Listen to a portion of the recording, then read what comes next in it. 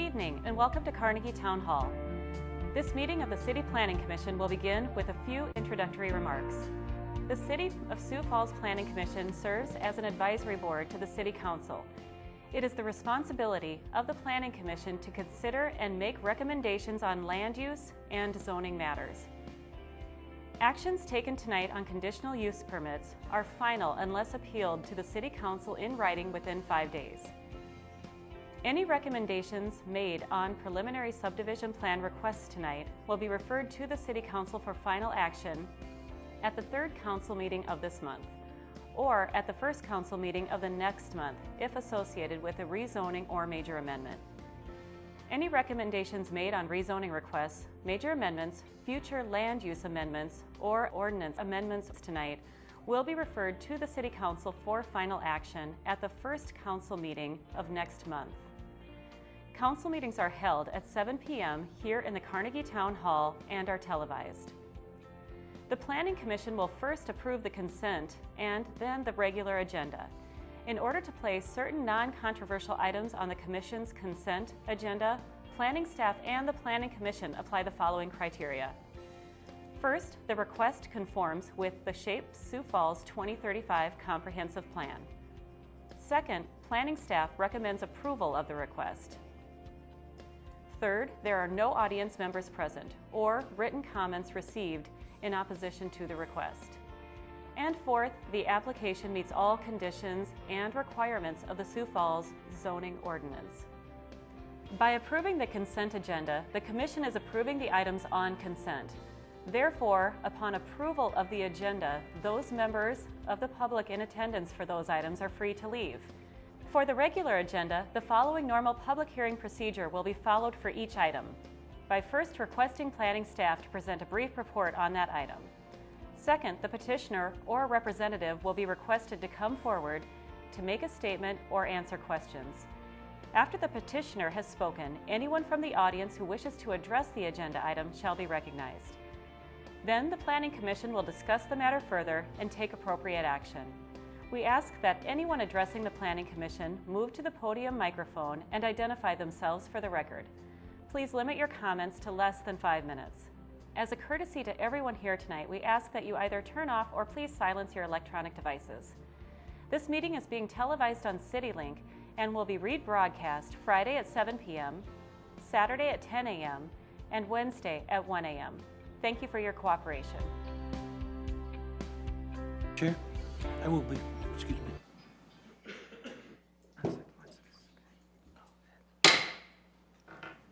Good evening and welcome to Carnegie Town Hall. I'd like to call this meeting to order. First, I'd like to emphasize a couple of items. First, please silence all your cell phones. And in an effort to have sufficient time to hear from audience members, we ask that when you come to the podium, please identify yourself and state your address for the records. Limit your comments to 5 minutes and please ensure you are delivering new testimony to the commissioners. At this time, we will approve the consent agenda. Denise, please read the items on the consent agenda. Mr. Chair, I am going to excuse myself from the consent agenda items. Thank you, Commissioner. I also have to. Mr. Lukey.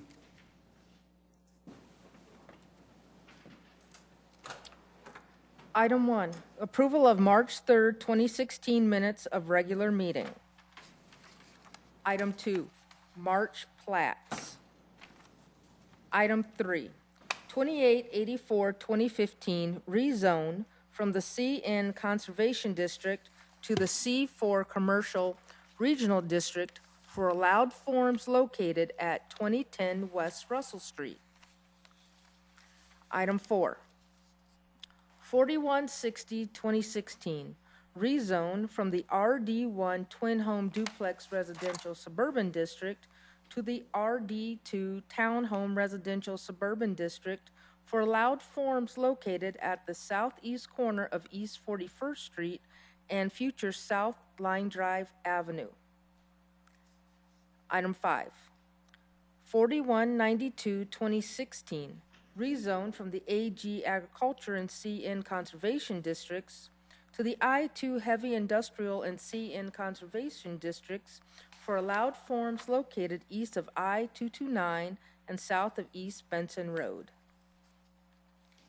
Item 6, 4231-2016, rezone from the RT1 Single Family Residential Suburban District to the I-1 Light Industrial District for allowed forms located east of North Dakota Avenue and south of West Walnut Street. Item 7, 4278-2016, rezone from the RS Single Family Residential Suburban District to the RT1 Single Family Residential Traditional District for allowed forms located at 525 South Holly Avenue.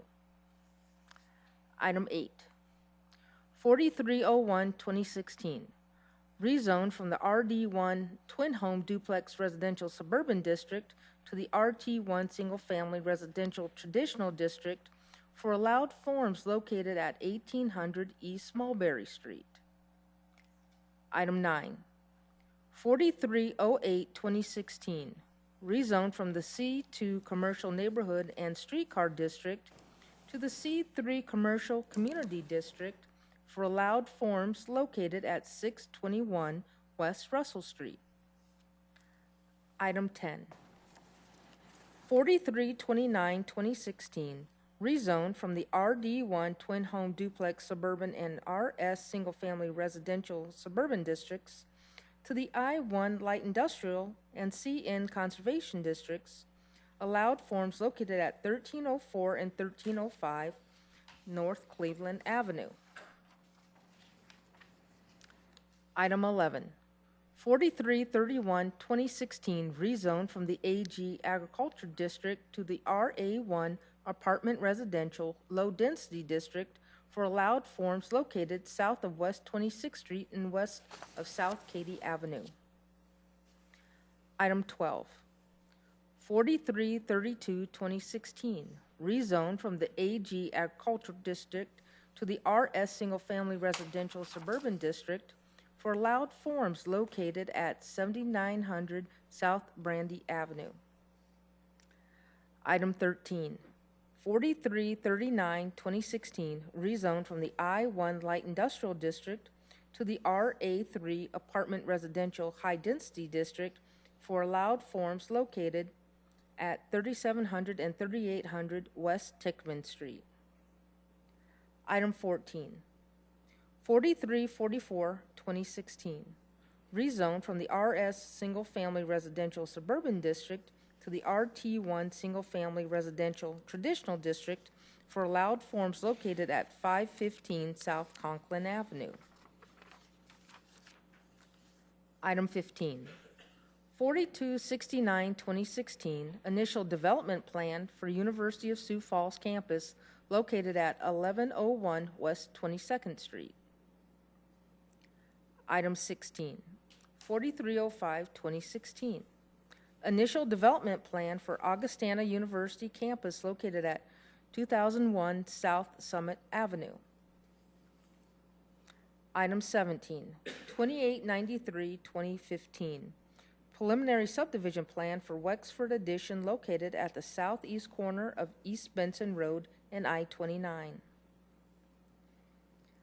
Item 18, 4330-2016, preliminary subdivision plan for Diamond Field Estates, 3rd edition, located east of South Veterans Parkway and south of East 41st Street. Thank you, Denise.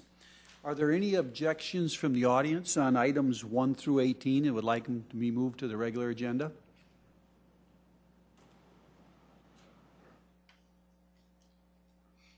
Please come forward and state your name. Mr. Chair, we had inquiries for items number 6, number 8, and number 12 this evening from the audience. Afternoon. My name is Tyler Nelson. We're looking at number 8, 18, or I'm not sure the exact address on Mulberry. Okay, so item number 8, you'd like to move right to the regular agenda for discussion? Sure. Okay.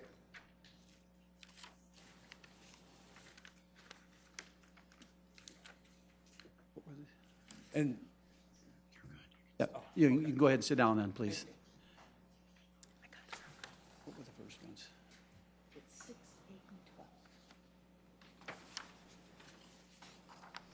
Right, are there any objections from the commissioners? Mr. Chair, I'd like to see 15 and 16 move to the regular. They're pretty big partners in the city, and I think we should at least hear the staff report. I second. Okay. Well, I guess it looks like, get this right, I need a motion to move these items to the, Mr. Chair, from I'll the consent agenda to the regular agenda. make a motion to approve the regular agenda, and then I will amend it in a second. I'll second that. I have an amend as well. Mr. Chair, I'd like to amend the motion to move items 6, 8, 12, 15, and 16 to the regular agenda. I'd like to second that. I'd also like to clarify on item number 17 that the location of that item is east of Benson Road and I-229, not 29. Thank you. All right, I have a motion and a second. Now we'll vote on the amendment to move items, to amend the consent agenda, moving items 6, 8, 12, 15, and 16 to the regular agenda. All in favor signify by saying yes. Yes? Yes. Opposed, the same sign. Amendment passes. Now we'll vote on the consent agenda as amended. All in favor signify by saying yes. Yes? Yes. All opposed, same sign. Motion passes. We will start with item number 6 on the regular agenda. No, I need a motion, page 2. Now we'll move to the regular agenda. I need a motion to approve the regular agenda. So moved. Second? All in favor signify by saying yes. Yes? Yes. All opposed, same sign. Regular agenda is approved. If you are here for items 1 through 5, 7, 9, 10, 13, 14, 17, and 18, you are free to leave. And 11. And 11. Item 6, 4231, 2016, rezoned from the RT1 Single Family Residential Suburban District to the I1 Light Industrial District for allowed forms located east of North Dakota Avenue and south of West Walnut Street. Jason Bieber representing Planning and Building Services. This is an application by Mark Meyer-Henry. The applicant would like to keep the existing warehouse and storage area on the north 2 lots, as you can see by the aerial. And then he would like to remove the existing home on the lot to the south and then keep the existing accessory garage.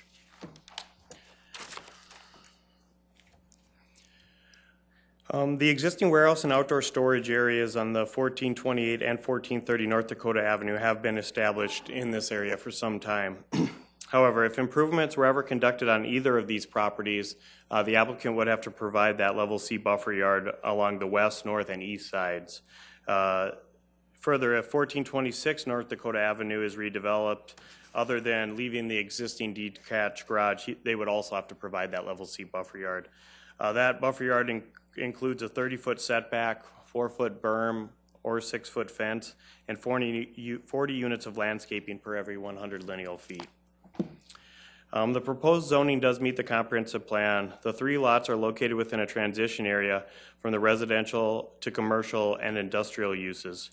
These lots are within close proximity to a major intersection, Russell Street and South Minnesota Avenue. These arterial streets do handle significant traffic heading to the airport as well as the event center and convention areas. Areas to the west and southwest have been redeveloped with the Mattress Firm and Come and Go convenience store. And areas to the east are anticipated to redevelop also.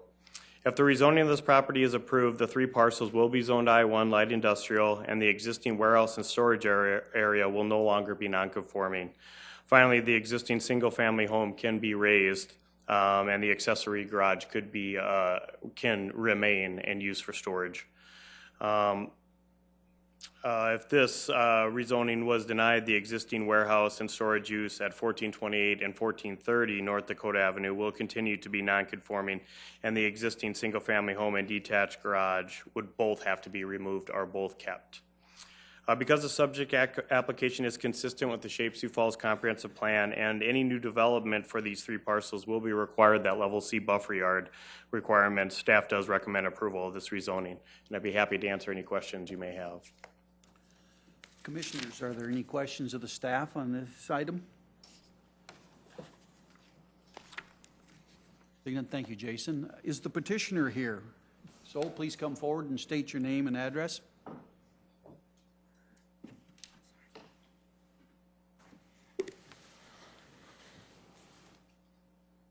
Mark Meyer Henry, 315 South Phillips Avenue. The only thing I would add to what the staff said is 1428, I believe, is one of those pieces of property where the zoning was changed by the new shape places. When I bought the property, it was zoned for a, I can't remember exactly what the zone was, but it was used as a plumbing type business. Just that middle lot, the 1228. So that's the only thing I'd have to add. Otherwise, the staff summed it up. Any questions from the commissioners of the petitioner?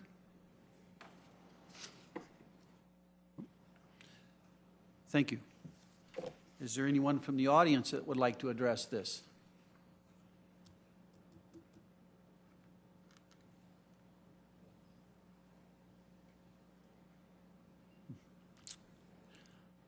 Seeing none, I'd like a motion for an item number 6.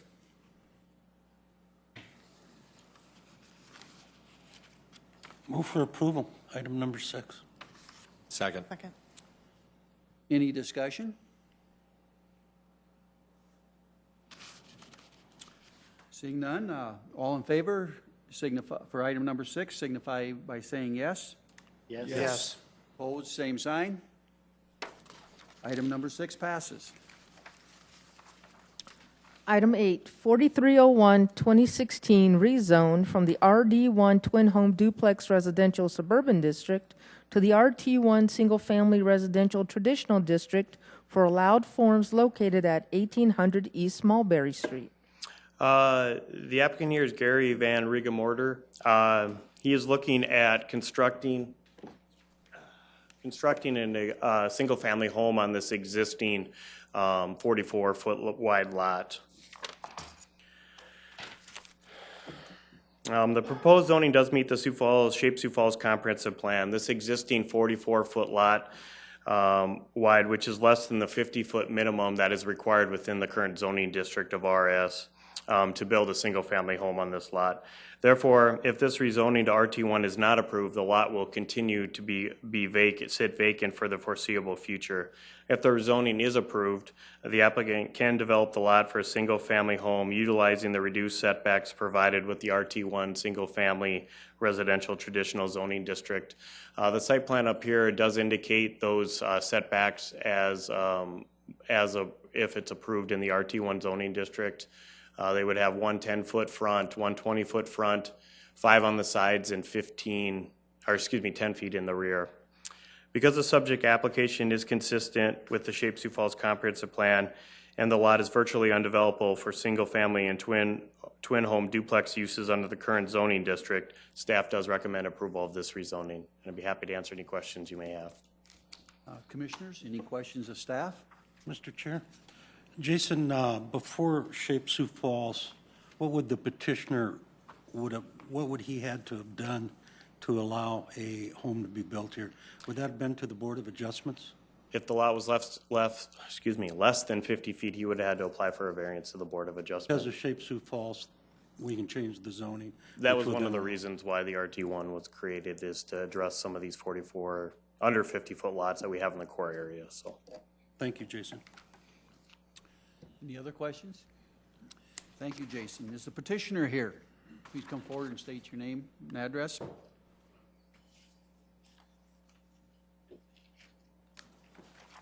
Christy Van Regenmorter, 47578 Teresa Circle, Sioux Falls, and I am here on behalf of Gary. He's unable to be here. Anything to add to what staff reported? No, just that this development and area is our home, and we've built many homes there and are continuing to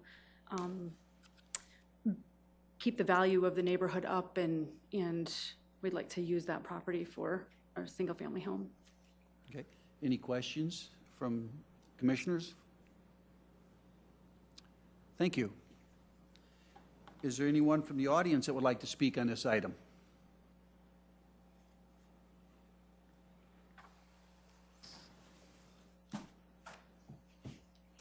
Again, my name's Tyler. I'm here representing the land, or the property owner of the lot next to it on Mulberry.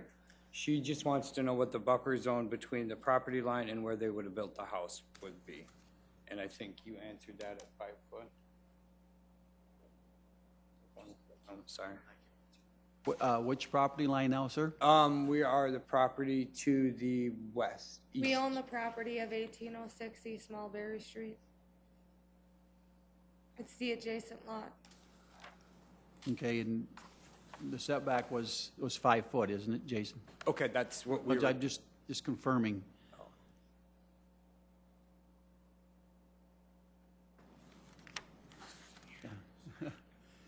That site plan indicates a 44-foot setback on that east side, Okay, so it's 44 feet. and they'd have a minimum of 10. All right, does that answer your question? She wants to know how far that they're gonna build from the property line, how far out into their lot are they gonna build the house? 44. That's 44 feet. Awesome, Yeah, okay. that's That's all we setback. needed. Thank you. Okay. All No right. objections then. Okay. Okay. Any other questions from the commissioners? Thank you. Thank you.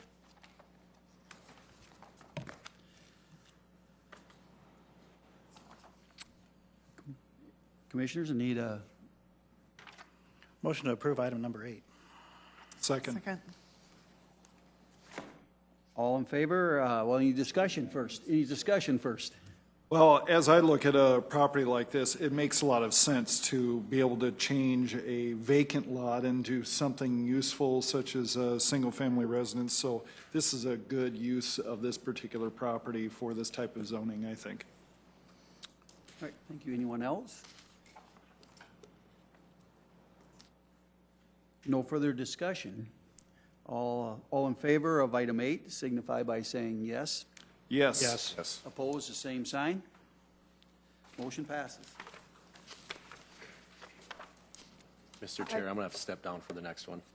Thank you, Mr. Lukey. What's the next one? Item 12, 4332, 2016, rezone from the AG Agriculture District to the RS Single Family Residential Suburban District for allowed forms located at 7900 South Brandy Avenue. The applicant here is Kelly Nielsen. The owner is Linda Jackson. It is located just east of Western Avenue on West 85th Street. The applicant is proposing to rezone roughly 13.7 acres to the RS Single Family Residential District to develop roughly 30 lots within this area. And there are also 2 existing homes in this acres that would stay. The proposed zoning does meet the comprehensive plan. The proposed single-family residential subdivision is similar to existing subdivisions to the east and to the west. If the rezoning is approved, the applicant can construct the single-family residential development.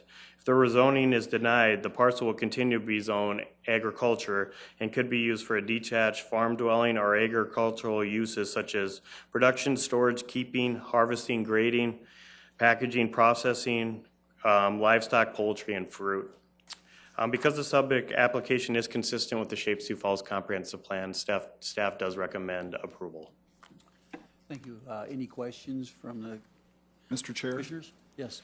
Jason, what, other than single-family residential, could be built if we change it to RS? Could you just clarify that for everybody?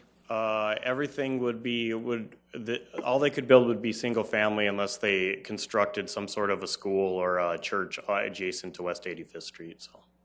Okay, thank you. Any other questions from the commissioners? Thank you, Jason. Is the petitioner here? Please come forward, state your name and address. Kelly Nielsen, 612 Augustana, Harrisburg. Anything else you'd like to add to this? Nope, should just be a good location for single family. All right, thank you. Any questions from the commissioners? Thank you, Kelly. Is there anyone from the audience that would like to speak on this item?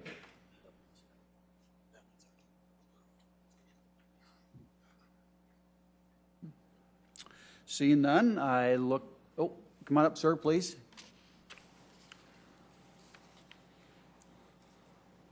Just a couple of quick questions. The owner of the adjacent property, Paul Apple, is here, the adjacent property to the south farmland. And I'm Steve Enger, 271st Street, Sioux Falls. One question that Paul Apple had was, there are detention ponds adjacent to that property now. I don't think you don't show them on the overhead there. But we were wondering, or Paul was wondering, how the water flow off that property going into those detention ponds would currently affect his property, which it's backing some water up on him now. And I think that was his main concern, was the drainage coming off that property, where his property, which you can see there from the red line and below, that water would drain north into those detention ponds. And then there's also water that drains to the east that goes on to be the Holman property or where Walmart's at. But our largest concern is how the water will flow there and continue to flow and won't back up on his property. So I think I've got your concerns. So I guess that's the question we had, so. Okay, sir. First off, they won't be able to drain any more than what is currently draining off of their. No, I understand. Yeah. Set up that way. Yes, no, I understand that. And, you know, I'm not new. I farm a lot of development ground around Sioux Falls and been around it my whole life. And, you know, I had to have farm ground next to Kelly prior too. So that's not been a problem. But what we're concerned about is the way that it exists now is it's backing water up that previously hadn't happened before because of the height of the detention pond and the height of the outlet. And we're holding back water that used to drain off our property.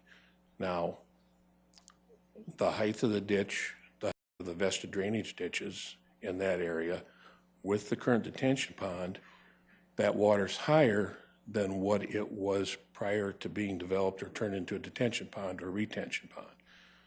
So I guess that's, you know, that's our concern. It has changed the water flow the way it is now.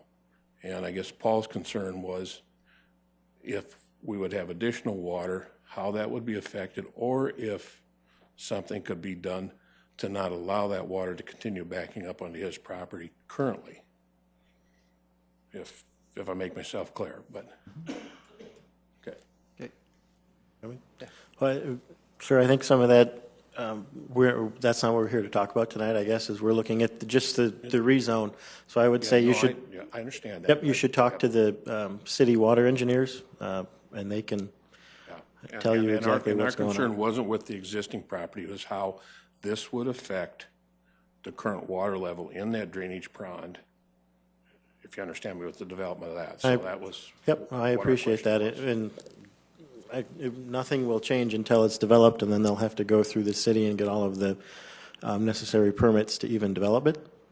So that should take care of a lot of what you're talking about at that point. And if you have questions, I think Jason can probably get you the number of the drainage guys at the city, and they can. For the adjacent owner to find that out. So.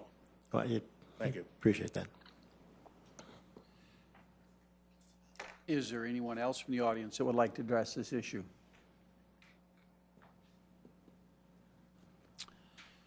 Seeing none, I would need a motion on item number 12. Move for approval of item number 12. Second. Any discussion? Okay, I think it was said, yes. All in favor of item number 12 signify by saying yes. Yes. Yes. All opposed, same sign. Item number 12 passes. Item 15, 4269 2016 Initial Development Plan for University of Sioux Falls campus located at 1101 West 22nd Street. The applicant here is Stacy McMahon with Co-Hazard Architects. This is the existing University of Sioux Falls campus. The applicant is requesting an initial development plan approval for the University of Sioux Falls campus for future development of classrooms, offices, support services, and parking. The applicant has indicated on this initial development plan the new and expanded residence hall, studio space, parking, and landscaping going in the northeast corner.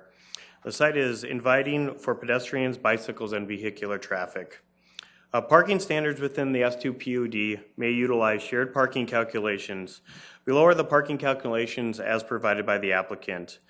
They are providing 232 parking spaces for their full-time employees, which they have 232, so it'd be 1 for 1. And then they are providing 1 space for every 3 students for a total of 465 parking spaces. Which gives them a total of 697 parking spaces required, with a total parking spaces provided with the expansions at 807. The initial development plan doesn't identify pedestrian connections throughout the campus between building, parking, and site amenities. Pedestrian connections will also be reviewed when the final development plans are submitted for each proposed building. The applicant has indicated new campus monument signage at 70 square feet. The southwest corner of West 22nd Street and South Summit Avenue. And then just quickly to run through some of the phasing that they're proposing for the USF campus. Phase 1, they're looking at constructing the new residence hall. That's 2016. That's a roughly 58,000 square foot building. 3 stories with a basement, roughly 186 beds. Phase 2 would be the Krosky and Burgess Residence Hall improvements and addition, and the outdoor amphitheater. I believe that's looking at sometime in 2017. Phase 3 would be the campus quad sometime in 2020. And then Phase 4 would be the Jeske Fine Arts Center addition, which is roughly 6,700 square feet, and that's out into 2025. The applicant is requesting an initial development plan approval for the University of Sioux Falls campus. The submitted initial development plan does provide the necessary land use transitions within and the outside edges of this planned unit development. Because the subject application for the University of Sioux Falls initial development plan is consistent with the required standards of the S2 PUD and has recognized that a final development plan requirements will be reviewed at the time of submittal for any additions, parking lots, or new buildings. To minimize the negative effects on adjacent properties, staff does recommend approval of this initial development plan request. Thank you. Any questions from the commissioners for the staff? Thank you, Jason. Is the petitioner here? So please come forward and state your name and address.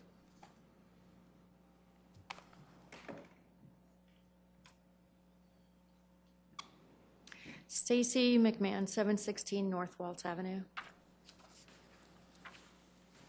Do you have anything additional to add to the staff report? No, it's a pretty good report. Any questions from staff, petitioner? Mr. Chair, I have one question. Stacy, it looks like you had a neighborhood meeting on Monday. How did that go? Were there any concerns from the neighbors? There were about 50 people there, and a large part of the questions had to do with parking. Yeah. Which is a common concern. We did review the required parking per zoning and how the project would be increasing parking, and so we let them know that, and also USF representatives let them know they do everything they can for parking. And okay. So it was just more of a discussion. They also wanted to know about drainage and how that would be handled. So we discussed that. Okay. Any other questions for Stacy? I have a comment, and I'm glad to hear that USF and you, Stacy, had a neighborhood meeting. We always encourage that in advance of these meetings. It helps us to make good decisions, so thank you and USF for doing that ahead of time. Appreciate it. Welcome. Thank you. With that, is there anyone else from the audience that would like to speak in this matter? No further from the audience. Need a motion? Move to approve. Second. Any discussion? Mr. Chair. Go ahead. All right, Mr. Chair. Thank you. I'd just like to say thanks to USF and the Stacy and the KH for going through the process and putting the plan together. This is kind of new, undershaped places, so we appreciate you guys giving us kind of a glimpse into what's coming on campus. It's fun to hear about and exciting as well. So thank you. Okay, Mr. Chair. I'd also like to make a comment as you look at the layout. This has great pedestrian connection, which is exactly what I think this commission likes to see on these initial development plans. Really well thought out pedestrian connections, well thought out relationship of buildings and expansions, and just all of those things look like they're pretty well thought out, and we really appreciate that. Mr. Chair, just one additional comment, and Stacy addressed this, that USF is really landlocked right in the middle of the city and with narrow streets that were built decades ago. And so to alleviate the parking for the neighbors by putting in more parking is fantastic, and we'd like to see that as well. Thank you. Any more discussion? Seeing no more discussion, all in favor of item 15, please signify by saying yes. Yes. All opposed? Same sign. Number 15 passes.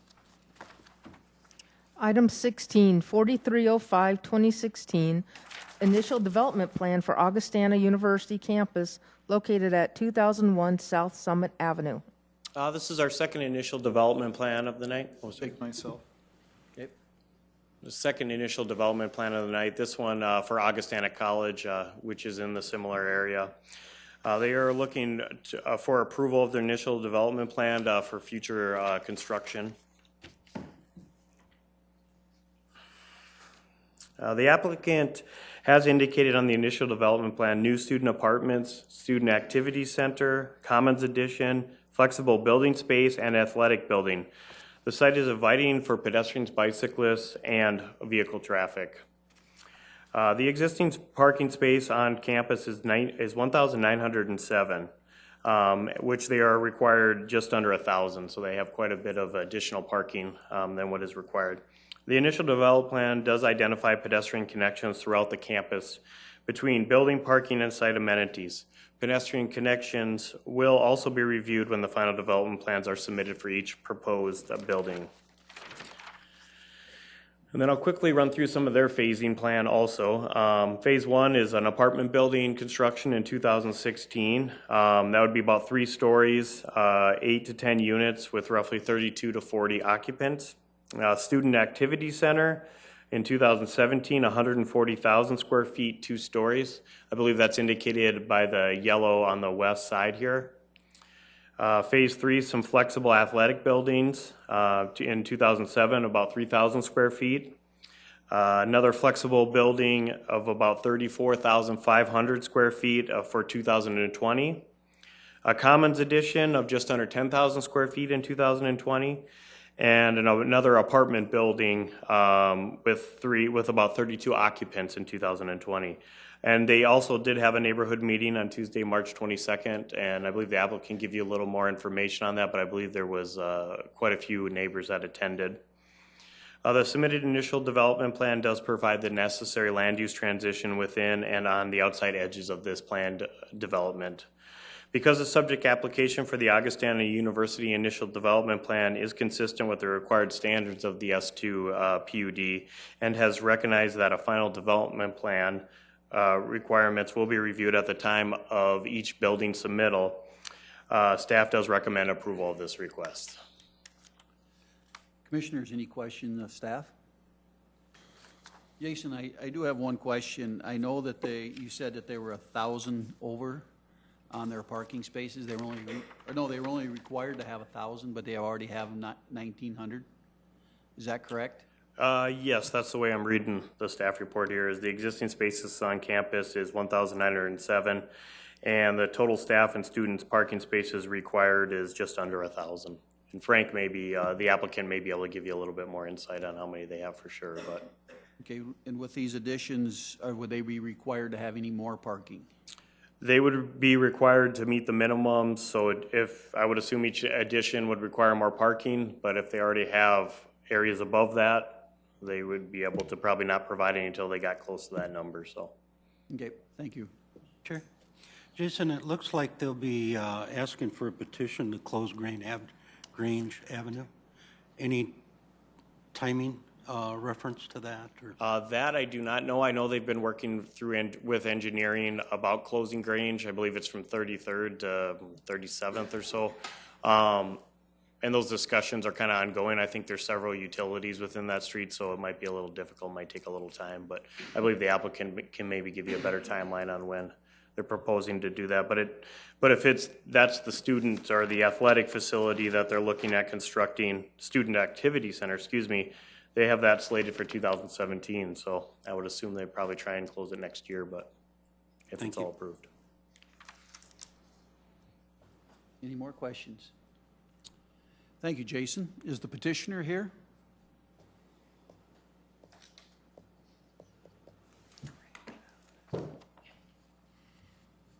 Good evening. Frank Hughes, Augustana. Frank, can you add anything else to this? You heard a couple of questions the commissioners asked. Was there any time frame for the closing of Grange? Well, it would coincide with the Student Activity Center, which I think Jason mentioned 2017 is the date that it would begin in earnest. But we do have some preliminary planning that's going on concurrently with fundraising. So, you know, the fundraising is a very big part of it as well. They have to hopefully converge at the same point so that we are able to move forward. Okay. Any other questions from the commissioners? Thank you. Thanks. Is there anyone from the audience that would like to speak on this item?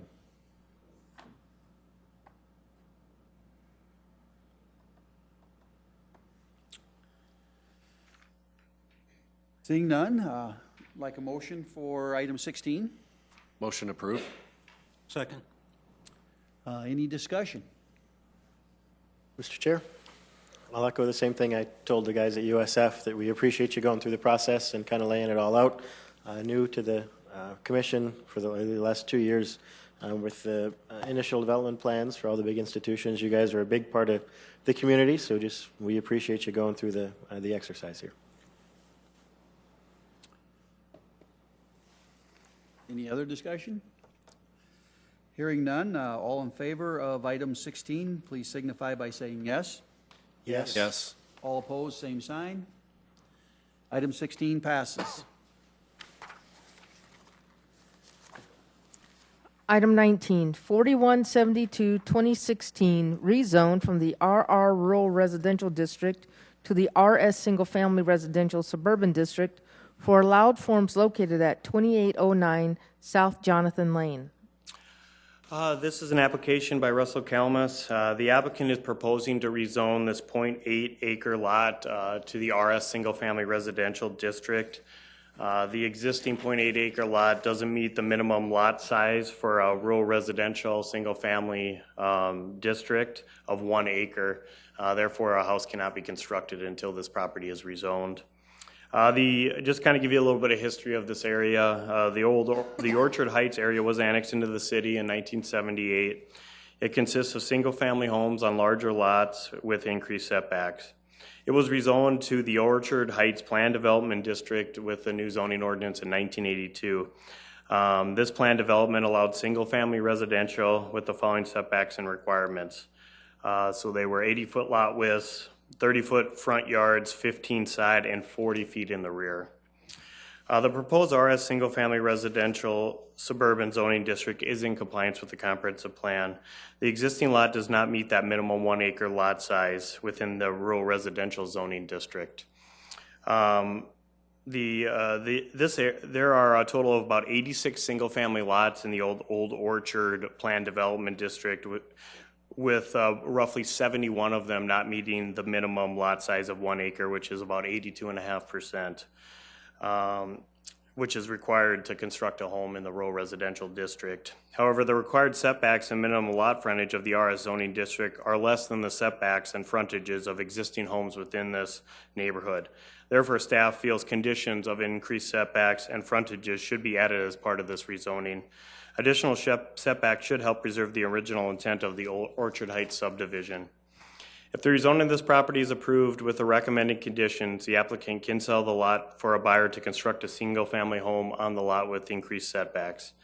If the zoning of this parcel is denied, it will be continued to be zoned that rural residential single-family and will not meet the minimum lot size for anyone to construct a single-family home.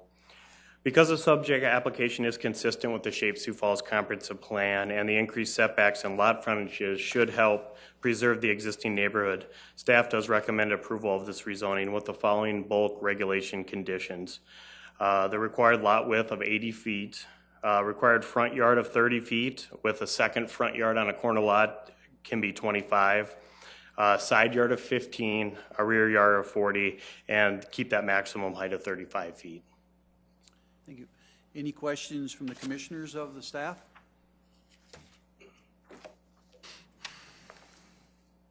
Okay, thank you, Jason. Is the petitioner here? Hello, Russell Kalmus, 2700 East 33rd.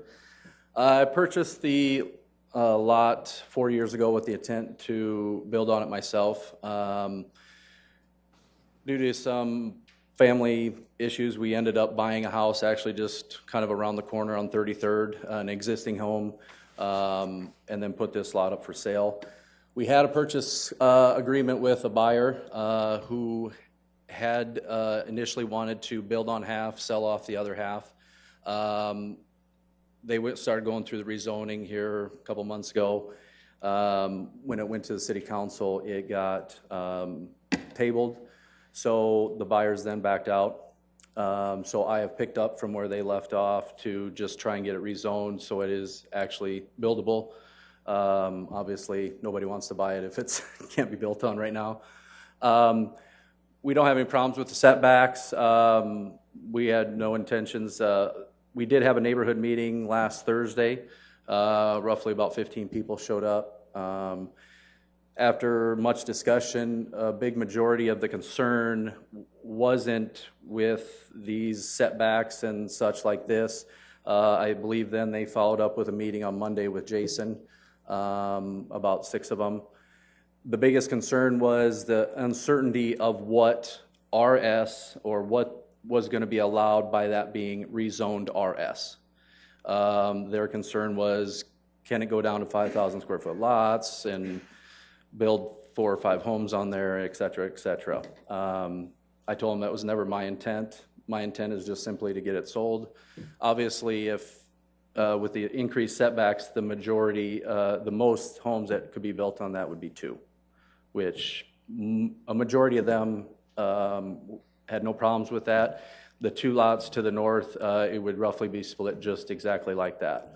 It would meet the increased setbacks. It would match roughly 71 or 75 other existing lots that Jason said are currently up there. So that's obviously from my standpoint, if I can, it's much more attractive to a buyer if they can build on half and sell off the other half than to take the whole thing. So that's my main thing, because like I said, I've already lost 1 buyer. So other than that, that's all I have. Any questions from the commissioner for the petition? Thank you. Thank you, Russell. Is there anyone from the audience that would like to address this?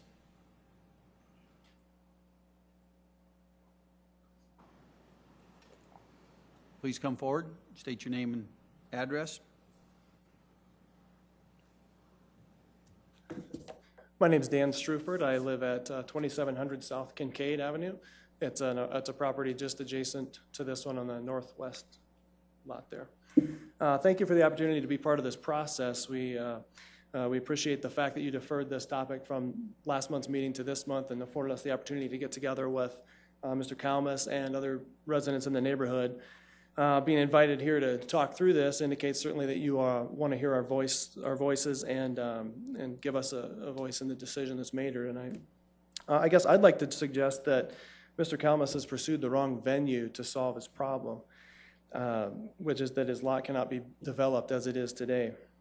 I believe that Mr. Kalmus should pursue, instead of variance, through the Zoning Board of Adjustment, because his situation clearly meets the criteria for a hardship. Those criteria are that there must be a special condition to the property that's not the fault of Mr. Kalmus. And in this case, that condition is the property's size and location relative to those around it, and the fact that it's zoned rural residential.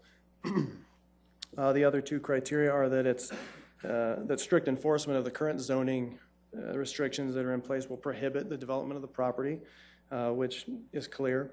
And the third is that granting a variance is necessary for the preservation of a property right that's substantially the same as those around this property. So I understand that is not the purpose of this commission to decide on that, but I respectfully ask that you encourage him to request a variance through the Zoning Board of Adjustment instead, since rezoning the property would be inconsistent with the city's previously stated intention for this neighborhood.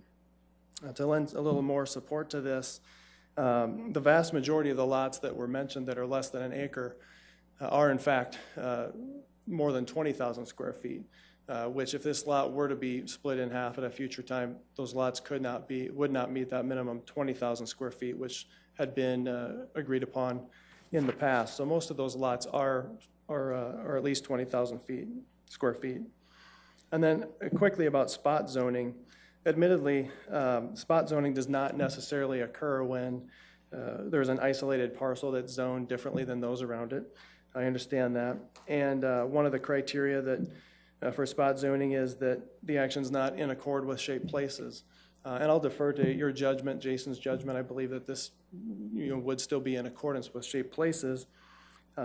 However, the other two criteria are concerning.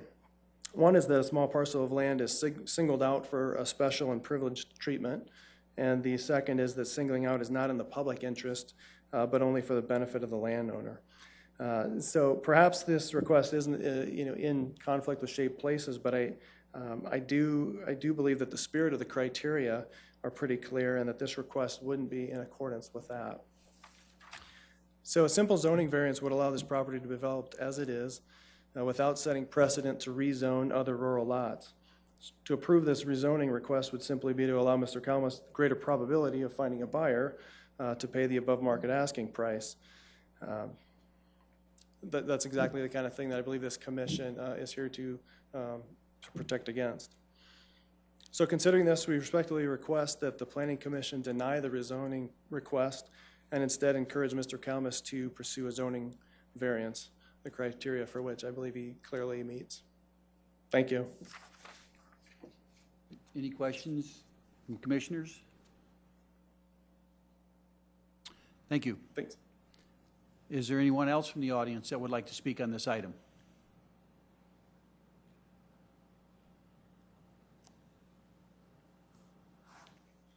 Thank you, Mr. Chairman. Commissioners, my name is Carl Thomas. I'm at 2900 South Belpine Circle. I'll be very brief this evening.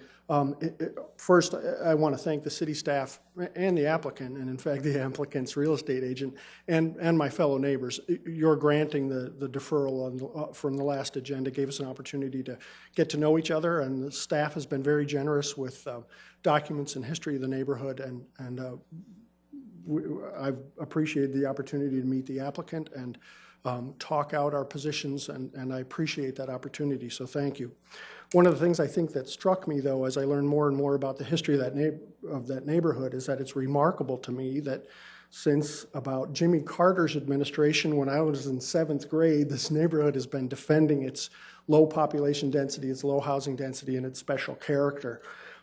I don't think in any of the neighborhood meetings we've had, and I count somewhere around 4 or 5 of them total, some of which the applicant may be aware of, some perhaps not. It's remarkable to me that the neighborhood has been defending its character for as long as it has. I don't think in any of those discussions, the neighbor, and I certainly don't speak for a unanimous consensus of the neighbors, but I think it's clear, and I can't recall a single neighbor who thought that Mr. Kelmus's building eligibility ought not to be restored. Commissioner Sershin at the last meeting mentioned property rights, and I think we would all concur. I mean, it seems only reasonable to me that the applicant's building eligibility, when he purchased that parcel immediately prior to adoption of shaped places, ought to be restored. I think with the difficulty we had, or the lack of consensus among the neighbors, is not that he ought to have some building eligibility restored, but in fact, how many houses ought he be able to build on that parcel, consistent with agreements with the city since prior to the annexation in 1978. Some of us at least would recommend that in addition to the city staff's special conditions for additional setbacks, that the commission also add a 20,000 square foot minimum lot size. Now, I recognize that many of the parcels in that area don't meet the 20,000, but that 20,000 was part of the agreement with the city since 1978, restated subsequently, and in fact, that was the requirement when Mr. Kelmus purchased this property. I think almost all of us concur that it's only reasonable that he have, again, some building eligibility restored. I would recommend, though, that the commission adopt that 20,000. That was the initial agreement. Finally, I would just ask the commission, I'm incredibly impressed. I showed up at this neighborhood. We bought our house in 2008. I'm amazed that a neighborhood has been defending its character for the last 40 years. To me, that's pretty remarkable, and this whole process, I have to say, has had the happy side effect of making me very proud to have been in that neighborhood, and I would just ask the commission to consider honoring that commitment and that defense that the neighbors have been mounting since actually Gerald Ford's administration, and consider a 20,000 square foot minimum lot size, which would restore the building eligibility that Mr. Kelmus had when he first purchased the property. Thank you. Any questions? Thank you. Any other, anyone else from the audience would like to address this?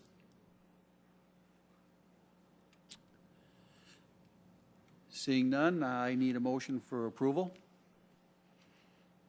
for discussion. So moved. Second. Have a motion and a second. Discussion. Mr. Chair, Jason, could you come up to the microphone for a second? Could you comment on the earlier testimony about the feasibility of doing this as a variance with the Board of Adjustment versus a rezoning? Yeah, that's always an option and an option given to the applicant, but I think the applicant and staff felt that the rezoning process was probably a better process for him. If he gets a variance, it still doesn't address the other issues within this entire neighborhood. So that was what we decided was probably his best route, but he always does have the right to go back for a variance.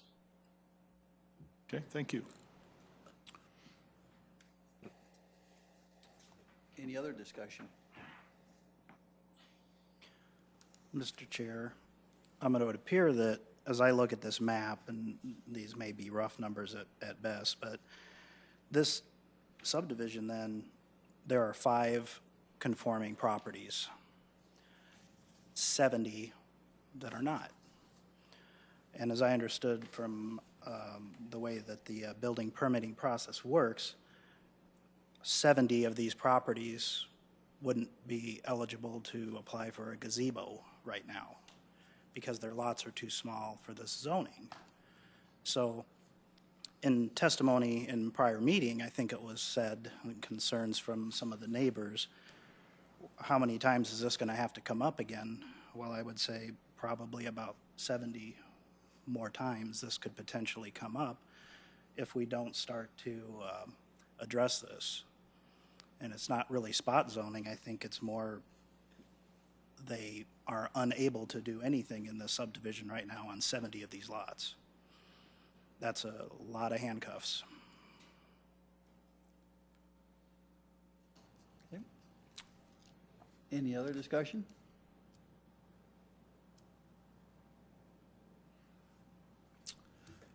With no further discussion, all in favor of item 19 signify by saying yes. Point of order, sorry, point of order quick, Mr. Chair. Do we need to specify in the motion the setback requirements as noted by staff? Yes. I guess if that's not clear, I would move to amend the motion accordingly. We can ask Mr. Lukey, but I think you made the motion with the recommendations by staff for the stipulations on the setbacks? Correct. Okay. Thank you for clarifying. I'll continue second. All right, thank you. All in favor of item 19 signify by saying yes. Yes. Yes. All opposed, same sign. Yes. Okay. Motion passes. Item 20, 4180 2016 rezone from the RS Single Family Residential Suburban District to the RT1 Single Family Residential Traditional District for allowed forms located at 2309 South Elmwood Avenue. The applicant here is proposing to rezone an existing single-family house home from the RS to the RT1 zoning district. The existing home was constructed in 1965, and it did have a variance approved by the Board of Adjustment to allow an 18-foot rear yard setback. The existing RS zoning district requires a 25-foot rear yard setback. Therefore, the applicant is requesting to rezone to RT1 to allow that 10-foot rear yard setback and make the existing home conforming. This is kind of a layout of the current home and then their proposal that they're looking at constructing on the back of it. The proposed zoning does meet the comprehensive plan. The existing home does not meet that required 25-foot rear yard setbacks within that DD2 form. The rezone to RT1 will allow the DD3 form, which has the 20-foot front, 20-foot front, 5-foot side, and 10-foot rear yard setbacks. The existing home will meet those required setbacks of the DD3 form. If the rezoning is approved, the applicant can construct the additions or make improvements utilizing the new DD3 form, which allows the reduced front yard, side yard, and then that 10-foot rear yard setback is really what they're looking for. If this application is denied, the existing home will continue to not meet the required rear yard setback within the DD2 form. Because the subject application is consistent with the Shape Sioux Falls Comprehensive Plan, staff does recommend approval of this request. Thank you, Jason. Any questions from the commissioner? Mr. Chair, I think there was kind of a Plan A and a Plan B. One looked like it was a small addition and the other is a deck. What is the intent there? Are these options that the owner's considering, or? I believe the owner's favorite option would be to construct this Four Seasons room. And that's actually where this all came about. I believe they came down to inquire about constructing it, and then it was noted that their house didn't meet current setbacks. If this application would be denied, then I believe they would go to this Plan B, where they would construct an open-air deck with a pergola on top, which actually could go as close as 2 feet to the property line. Okay, thank you. Chair? Jason, just looking at the overview map, it looked like there were some other houses in the area that probably had variances on them as well. Did you look into that at all, or Yes, do we know? thank you, Nick. The house to the south there, I believe it's 2,500. That also had a variance. I believe it has a 10-foot rear yard. Okay. So that should be another one that actually should be zoned RT1. Otherwise, the one adjacent to on the west did not have a variance that I could find. So, okay. Thank you. Any other questions, staff? Thank you, Jason. Is the petitioner here?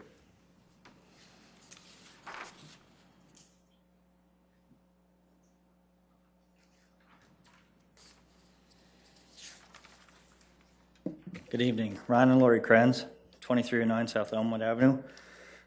We are here tonight hoping to rezone our property from RS to RT1. Our property is located at 2309 South Elmwood Avenue in Sioux Falls. And we'd like to change our current setback from 18.4 to a 10-foot setback at the closest point, allowing for the RT1 zoning. We would like to replace our current upper deck with a four-season room.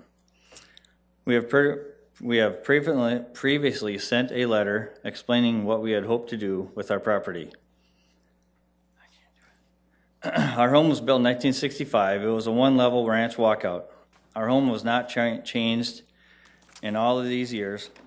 It was there when our neighbor Chris bought his home, and it was there when he built his sunroom and also when he chose to place his deck on the east side of his four-season room rather than the west side away from our home. Chris was so concerned about how his view will change with our addition. It's interesting that it is only his view that matters to him, no matter not how much this improvement would help our home value and how much the extra space would mean to us. Our neighbor approached us recently and asked what we wanted to do with the rezoning. We advised her of our plan, but also stated that our neighbor is fighting us on it. She was livid when to hear Chris was the one fighting us. She went on to advise us that he built his four-season room by himself. She stated that during this building process, his property looked like a show of Sanford & Sons for a very, very long time. We have also brought a photo that was taken this past weekend of what our current view is from our deck. His garage appears to be full, so now garbage and other things have spilled out onto his back patio. This is our view. We received a letter from Chris advising that he has considered our proposal in great detail. We find that interesting, considering only a day or two after we spoke to him, my wife came home for lunch and saw him climbing the neighbor's fence in the snow to take photos of our home. A few days after that, another neighbor called us to inform us of a petition Chris was trying to get signatures on. We do ask that only the signatures of those that were actually sent the rezoning letter be considered. Our neighborhood always has people out walking, and we do know that a walker was stopped to sign his petition. They may live a mile away and are in no way affected by this improvement we are asking for. We have always tried to keep Chris in the loop as to what our property plans are. Since our plan was drawn up for a four-season room, we have asked our contractor to draw up plans for Plan B if our four-season room is denied. We mailed Chris a certified copy of our Plan B on March 24th, and evidently Chris is not home when the delivery was attempted on March 25th. A notice was left for him. To date, he still has not picked up the paperwork mailed to him, so Plan B will be new to him tonight, but again, we tried. We have been informed by the city that we can build a deck 3 feet from the property line. We can also build a pergola 5 feet from the property line. Our Plan B includes a 16-foot deep by 24-foot wide pergola, which is much bigger than the 12 by 24, four-season room we are asking for. Either way, Chris's view will change. In our 7 years of owning this home, not once have we seen Chris relaxing on his back patio or even on his deck, and not even once we have seen him entertain anyone in his backyard. This past December, we had a 75-foot tree taken out of our backyard. Chris advised us that he never felt comfortable sitting in his sunroom for fear the tree would fall. The tree was also there when he built his sunroom. So by spending nearly $4,000 to remove the tree, we improved the comfort level of his home for him. We are now asking to improve the comfort level of our home as well by making our home more functional, including much needed storage space below. We took lots of photos when the tree was being removed from our backyard. In these pictures, you can see all of Chris's trees along the fence line and how thick they are. You cannot see through them at all. It's like a tall privacy wall. We noticed this past week that his trees are already starting to bud, so soon they will be full of leaves. a good 7 to 8 months of the year, the trees are full of leaves. The other 4 or 5, it is so cold out, he does not spend any time in his backyard anyway. Chris does not own the view of other property owners and should not be allowed to control what other improvements they want to make to their properties, especially when the improvements help the property values of the entire neighborhood. Immediately after purchasing our home, our neighbors right away asked, "Have you met Chris yet?" and indicated there were issues between him and the previous owners of our home. We have always tried to be good and considerate neighbors to Chris, but have had no problems until now. We are very disappointed that this is how he feels he needs to respond to our request. Anything else? That's all I got. All right. Any questions from the commissioners of the petitioner? None? Thank you. Sure. Is there anyone from the audience that would like to address this?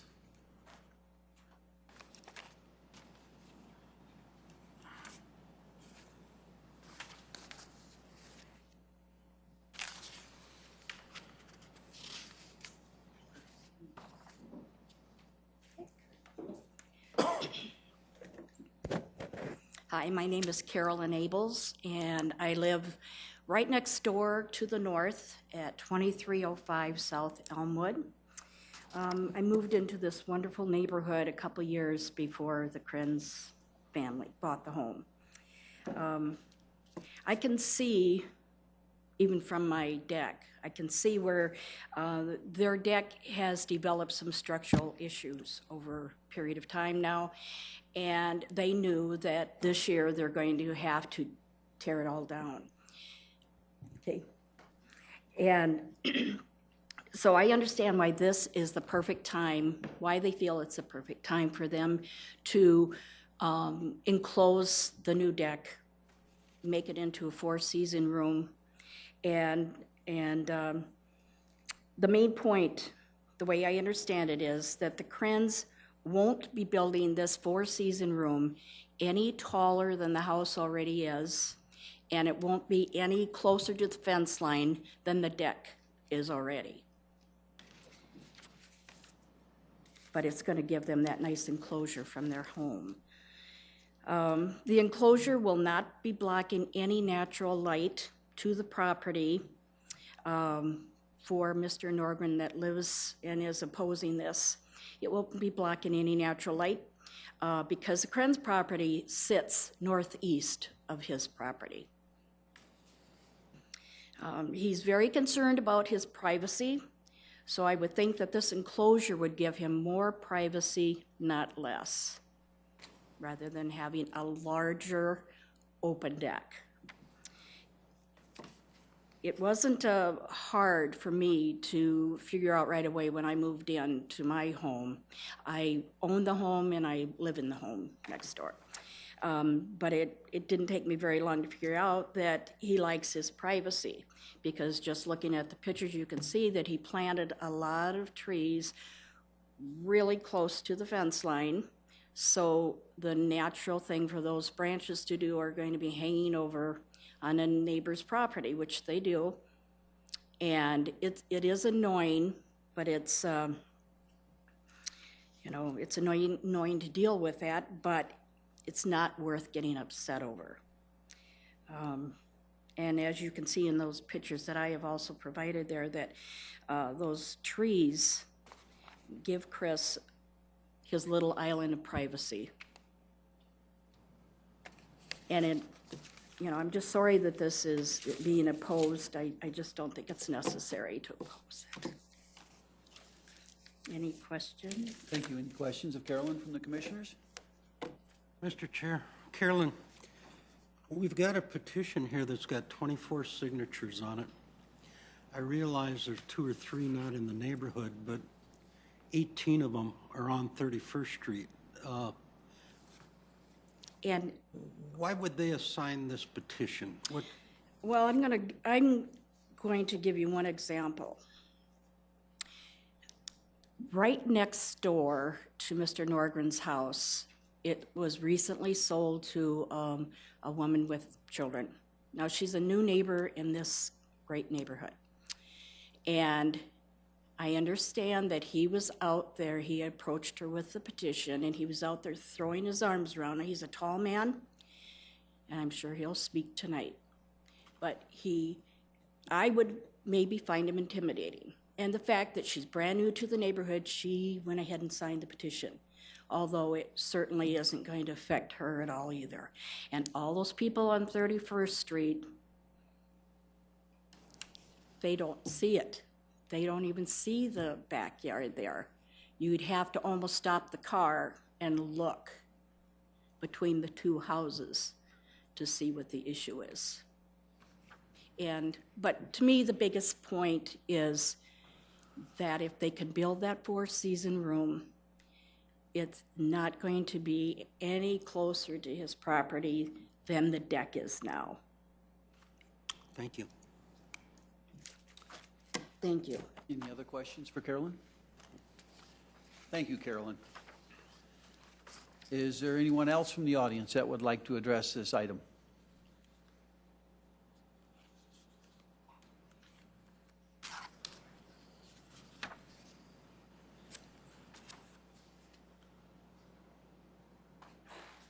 Hi, I'm Kathy Castle, and I live down 3 houses from on 31st Street, 2 houses from Chris. I have been in the neighborhood since 1978, so a very long time. I do not know Chris to be the neighbor they're talking about. I've known him for a long time. And my concern is that it is so close, as you can see in that drawing, to his property that it just doesn't seem feasible to me. And I think there's a big difference between the deck they have on now and building a full structure, which I will also see from my backyard. You know, it's not going to affect me terribly, but the thing I'm the most concerned about is changing any zoning in our neighborhood. Living in the neighborhood this many years, I like it the way it is. I think that, you know, once you change the zoning, that just leaves it open for other people to do things and start encroaching, you know, that close to other homes.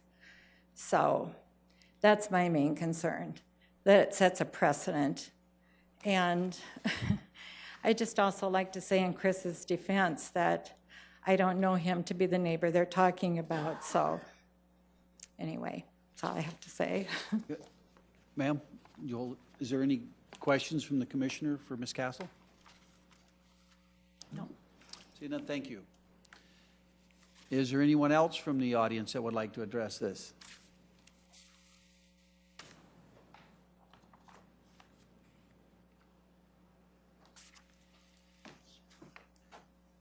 Hi, I'm Chris Nordgren.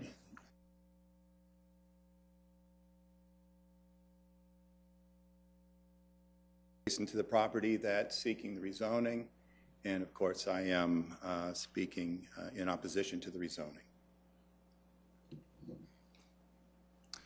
Okay. So I have a few points that I'd like to make, and just to let you know my reasons for the opposition. Initially, or my first reason is that the proposed zoning does not meet the compatibility standards for Shape Sioux Falls 2035 Comprehensive Plan, Chapter 5. And here's why. The DD3 form in this neighborhood is incompatible because it allows a 10-foot front setback.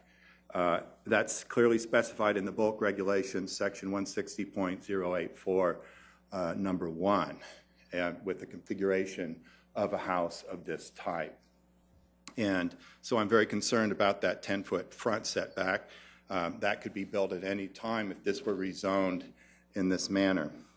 Next, an RT1 zoning here is inconsistent with both the intent and the letter of the 2013 Shaped Places Zoning Ordinance. The RT1 is specified to pertain only to one of 2 types of areas or neighborhoods. One, a core area neighborhood. This definitely is not a core area neighborhood. Second of all, it specifies newly developed areas that desire higher density neighborhoods. Once again, that does not match with our neighborhood. In fact, That doesn't match with anything anywhere near our neighborhood. Next, the petition is founded on an invalid rationale for rezoning. The petition significantly relies on a logic contending that because this property is a little discrepant from surrounding properties, that it should be made a whole lot more discrepant by rezoning it. In other words, we should multiply the mismatch. And this is completely out of step with the city ordinances as it pertains to Shape Sioux Falls and the, or rather the Shape Sioux Falls plan, 2035 plan, and the 2013 Shape Places zoning ordinance. Those documents emphasize harmony and consistency and compatibility. You know, there are two options within the RS District DD2 form for an addition to the property in question. One of those, there's plenty of room on the south side of the house, and we can see that there. Another option, which was done over on Costello, that could be done here, would be on the north side of this property, moving into the garage area and reconfiguring that, and then moving a parking area other up and reconfiguring the entrance of the house. If you take a look at the Shape Places zoning map, and I did so last night just to verify this, nothing has changed. The closest RT1 zone properties are well over a mile away from our neighborhood and from the location of this proposed rezone. And so to rezone this RT1 DD3 would be a radical departure from the previous Shape Places 2035 implementation to this point. It's a whole new direction. Rezoning this property as RT1 DD3, I'm very concerned it'll set a destructive precedent, allowing more and more and more of the same kind of rezoning. If that occurs, we'll have a mismatched patchwork of RT1 DD3 lots and RS DD2 lots in our neighborhood area, but also beyond that. As has been noted, 24 neighbors that I've talked to understand this and have signed a request that the petition not be approved. You know, every need and interest and concern that's been presented regarding this petition can be easily met. The Planning Commission should withhold approval of this petition, and there's an opportunity here for building the desired addition within one of the readily available RS DD2 options that I've mentioned. You know, in conclusion, this rezoning petition, it's inconsistent with the intent of the Shape Places law and policy. It's inconsistent with the letter of the Shape Places law. It's not justifiable logically or in practical terms. It just plain doesn't fit in. When you look at the whole picture, it doesn't fit in with the area. It's unnecessary, and it would create unintended destructive changes both to the neighborhood but to the entire area, that region of town. And so I respectfully ask that you withhold approval of this rezoning petition. Any questions of Chris from the commissioners? Thank you. Thank you. Thank you very much. Is there anyone else from the audience that would like to address this issue?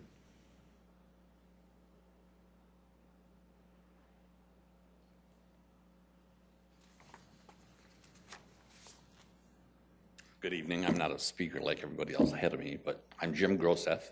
I live at 2500 West 31st, adjacent to both these properties. And I'm just here to support them in their project. I think it would be an enhancement for them, for the neighborhood. I can't see anything to keep from doing this. Okay. Any questions? Any questions? Jim? Thank you. Thanks.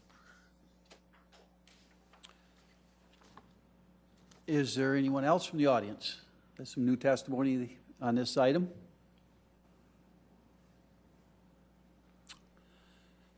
Seeing none, I look for a motion for approval.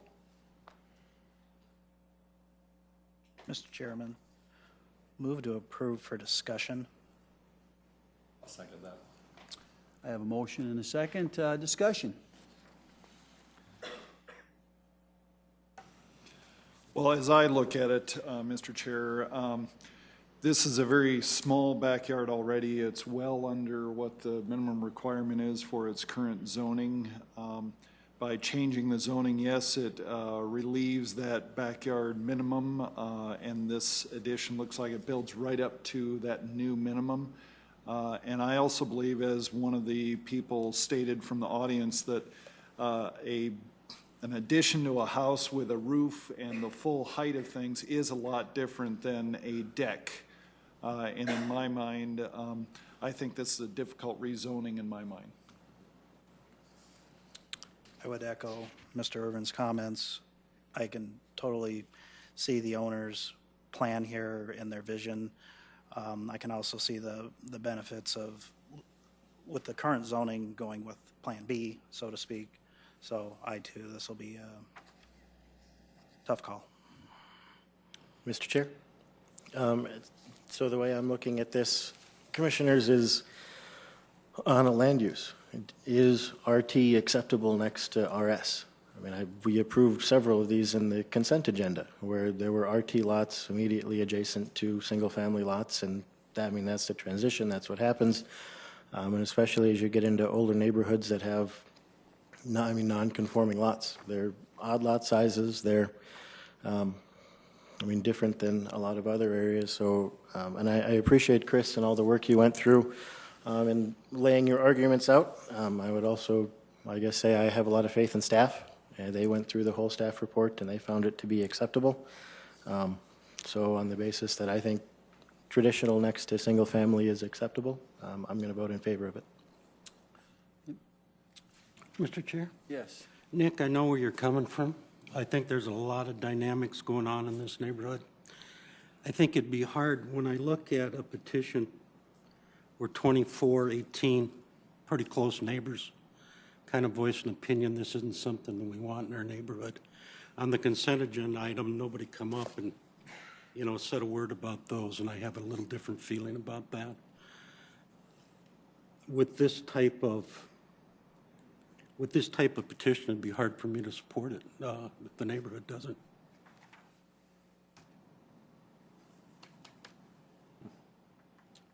I'm going to echo what Nick said. I mean, there's been a lot of areas around town that we've done the exact same thing that, can't tell one person you can't do it and another they can, so. Although I believe that conditions are different depending on each specific site, and this particular one, the way that it's placed with the adjacent sites is different than some of the others that we did approve. Those are a little more straightforward. This is an odd condition poked into the side of, kind of two parallel rows of sites. So it is a little bit different conditions, some of the others. So that's part of my consideration anyway.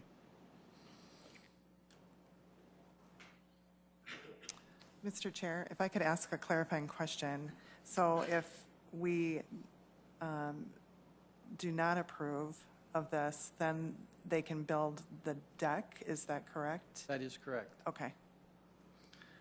It sounds like the deck needs to be replaced, and so that they need to go either one option or the other, so Plan A or Plan B as they had shown, so, okay.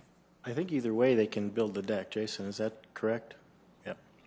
So whether we approve it or deny it, they can still build their deck within 2 feet of the property line. Okay. Okay. Any more discussion?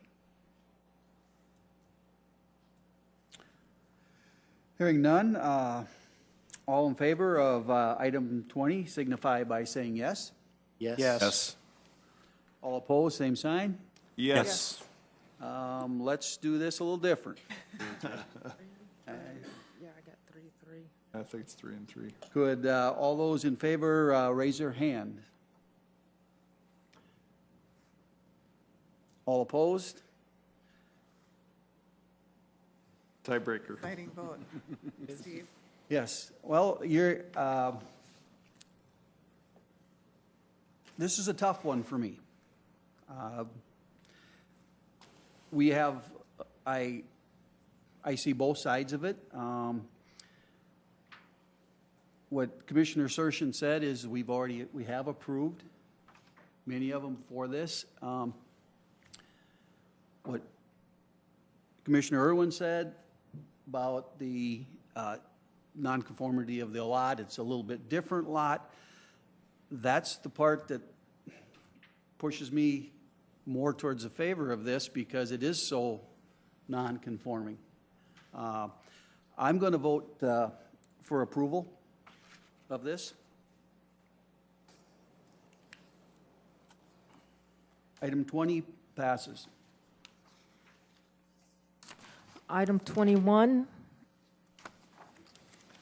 3262, 2015 conditional use permit in the UT2 form to allow a telecommunications tower located at 2409 South Shirley Avenue.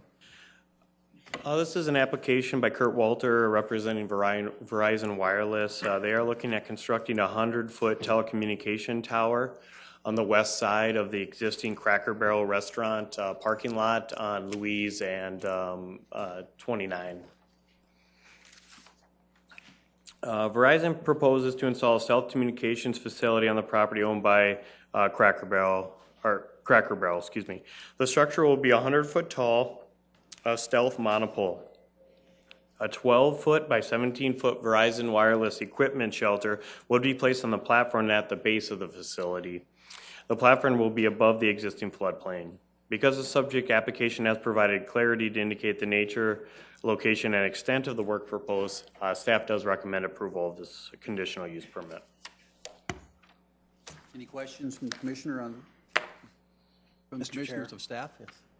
Jason, I understood that in the construction of this particular structure, no parking places will be impacted, correct?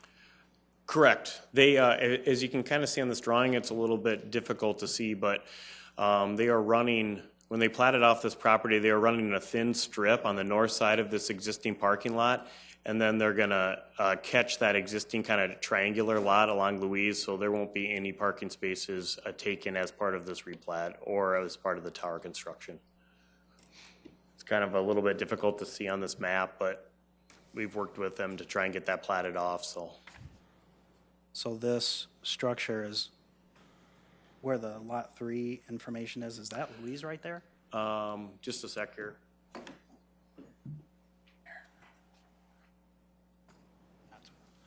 That's what I thought. It's behind that. It's directly behind the Cracker Barrel.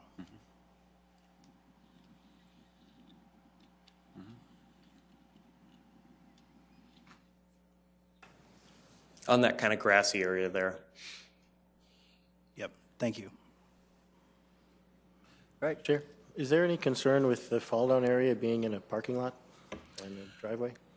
Not when it's on an adjacent, the applicant's lot there. It's mostly our ordinance just describes structures.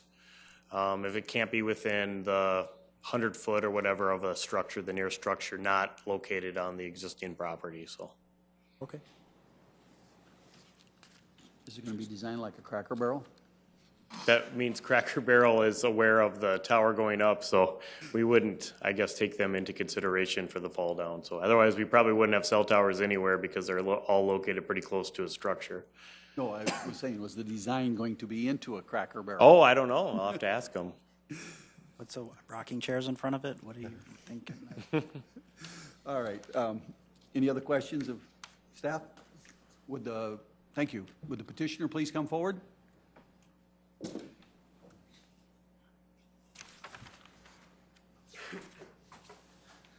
Good evening, Commissioners, Mr. Chairman. My name is Kurt Walter. I'm from Rochester, Minnesota. I do represent Verizon Wireless in their ongoing endeavor to make great coverage. We've worked, I want to thank staff for working with us on this long process here, working through all the new ordinances and all the little things we need to do on this. So they've been great to work with. We've incorporated this into the existing grassy area behind Cracker Barrel, right next to the garbage enclosures. The design, you can see on that picture, will match the exterior of Cracker Barrel. So when you're driving down Louise, you won't be able to really see it. I don't know if you had any of those photo sims in this package. So we worked really close with Cracker Barrel to make it fit into their design, and so it doesn't stand out like a sore thumb. It's your standard stealth monopole that you've seen. So it's nothing new. The only difference here is it's in the flood zone as of today, and so it has to be on that platform. Otherwise, it would be just sitting on the ground as usual. So it's a little higher exterior looks, but it's designed to match the existing garbage enclosure, and so it kind of flows as much as possible. Other than that, I'd here to answer any questions you guys might have. Any questions of Mr. Walter? Mr. Chair. Sorry, Mr. Walter, the enclosure you mentioned, what are your intentions with that again? It's going to match existing garbage enclosures from the restaurant, so can you describe that a little further?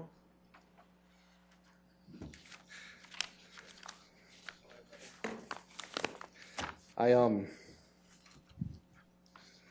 have some photo simulations here. I don't think I have enough, but.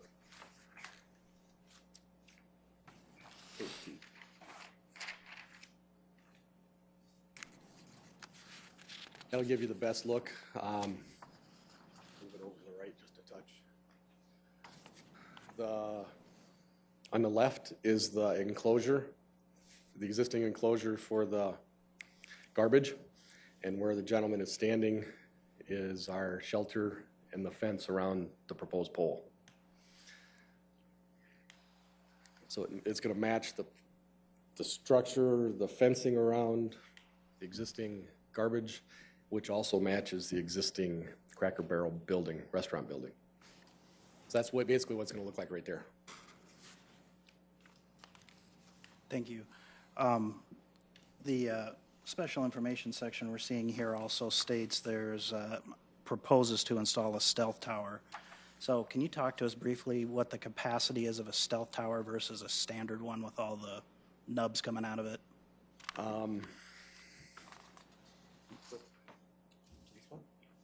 I'm asking that because I'm just curious, what if they decide they want more capacity there because... Here's what we have right here. This particular stealth tower just has antennas inside and just wrapped. What this does is limit the amount of antennas anybody can have. So this one here is proposed for, with all the new LTE frequencies and transmissions, there's new equipment, new radio head units near there. You see the top piece where the antenna is, and then the next piece, there's going to be 3 Verizon antennas on each site there, and the next 2 are basically boosters, layman's terms. There's boosters there. This is a new design that one of the tower makers is doing. There's holes in there for ventilation so it doesn't overheat. There are canisters on the bottom there for anybody else that wants to come. So, whoever else wants to join in, they can adjust those down there. So a stealth tower limits quite a bit. Typically, Verizon would have 12 antennas on one level, but they're not as pretty.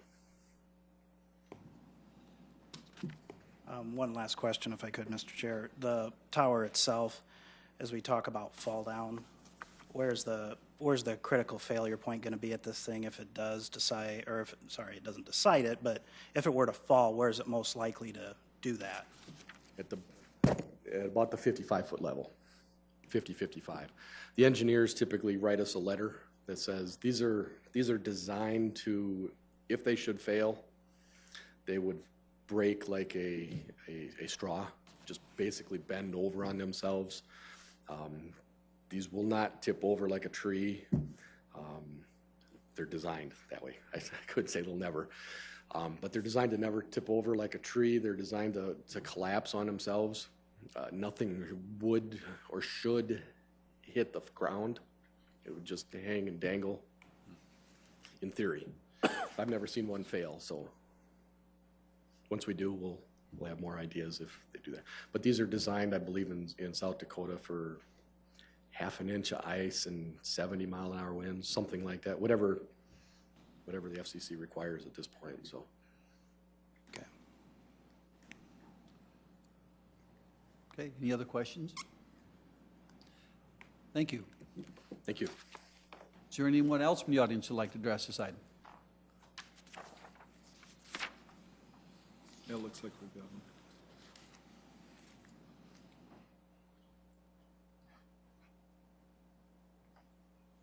Hi, my name's Alethea Voris. I represent Century. Can you, there you Sorry. go. I'm Alethea Voris. I represent Century Theaters. I'm the general manager of the building just right next door.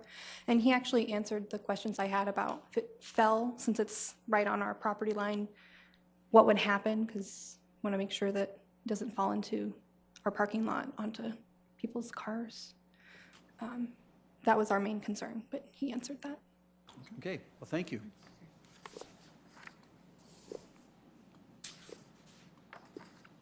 Anyone else like to address this item? Motion to approve. I'll second that. Okay. I would like, though, to ask, one follow-up question for staff, though, if I could, please.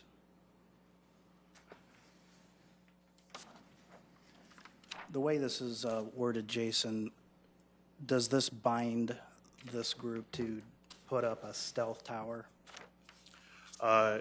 They would have to do a stealth tower. That's part of the ordinance. If they did not decide to do a stealth tower, then they would have to come back for another conditional use, because that would be a permitted special condition that they're not meeting. So they would have to then come back because they're not meeting the stealth design, essentially. So. Okay. All right, thank you, Jason. Any other questions? More discussion? All my questioning, commissioners, thank you for bearing with me. Probably goes as no surprise. I'm not a big Verizon fan. They don't treat people very well, so I just need to make sure that as we look at this, they're not taking out any existing parking spaces. And the Star Wars The Force Awakens, I was parking right next to this little grassy knoll, and they're designed to fall on themselves, but could they not at one time? There's a lot of pedestrian traffic around this thing at Sunday brunch for Cracker Barrel, hit movies. It's a lot of people and property that aren't related to Cracker Barrel that this thing could potentially impact, and that kind of bugs me. Okay. Thank you. Any other discussion? Hearing none, all in favor of item 21 signify by saying yes. Yes. Yes. Opposed? Yes. Same sign.